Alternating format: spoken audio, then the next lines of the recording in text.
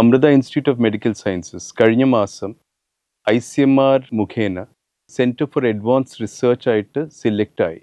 ഇതിൻ്റെ ഒരു ഭാഗമായിട്ട് പറയുകയാണെങ്കിൽ ശരാശരി 58,000 പേരാണ് എല്ലാ വർഷവും പാമ്പ് കടി മൂലം ഇന്ത്യ മഹാരാജ്യത്തിൽ മരിക്കുന്നത്.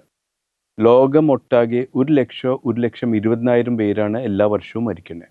WHO കുറച്ച് വർഷം മുമ്പ് സ്നേക്ക് ബൈറ്റ് പ്രിവെൻറ്റ് ചെയ്യാനും തടുക്കാനും ഒരു 4 പില്ലേഴ്സ് അവർ പറഞ്ഞിട്ടുണ്ടായി. ആ 4 പില്ലേഴ്സ്, ഒന്ന് കമ്മ്യൂണിറ്റി എംപവർമെൻറ്റ്, രണ്ടാമത്തെ കമ്മ്യൂണിറ്റി അവെയർനെസ്, മൂന്നാമത്തെ സ്ട്രെങ്തനിങ് ഹെൽത്ത് സിസ്റ്റംസ്, നാലാമത്തെ കൊലാബറേഷൻ. അപ്പോൾ ഈ 4 പില്ലേഴ്സ് വെച്ചിട്ടാണ് നമ്മൾ ഈ സെൻറ്റർ ഫോർ അഡ്വാൻസ്ഡ് റിസർച്ചിൻ്റെ പദ്ധതി നമ്മൾ രൂപീകരിച്ചേക്കുന്നത്.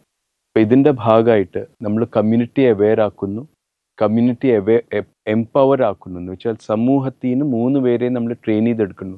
സാധാരണക്കാർ, ആശാ വർക്കറോ കുടുംബശ്രീ ആവാം, ഏത് തൊഴിലുള്ള വ്യക്തിയും നമ്മൾ ഇതിനെക്കുറിച്ച് താല്പര്യമുള്ളവരെ നമ്മൾ ട്രെയിൻ ചെയ്തെടുക്കുന്നു.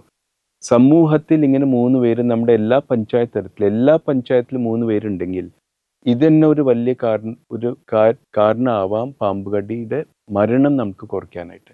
രണ്ടാമത് ഹെൽത്ത് സിസ്റ്റം സ്ട്രെങ്തൻ ചെയ്യുക. എന്ന് വെച്ചാൽ പ്രൈമറി ഹെൽത്ത് സിസ്റ്റം ഡോക്ടേഴ്സിന് ഒരു കോൺഫിഡൻസ് ബൂസ്റ്റിങ്ങും സൈഡ് ഇഫക്ട്സ് തടുക്കാനുള്ള രീതികൾ. നമ്മൾക്കൊരു വാട്സാപ്പ് ഗ്രൂപ്പും ഒരു ഹെൽപ്പ് ലൈൻ നമ്പറുണ്ട്.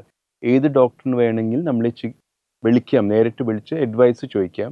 ഞാൻ മാത്രമല്ല, നമ്മുടെ കൂടെ കുറേ വേറെ ഡോക്ടേഴ്സ് വേറെ ഹോസ്പിറ്റൽസിൽ നിന്നുള്ളവരുണ്ട്.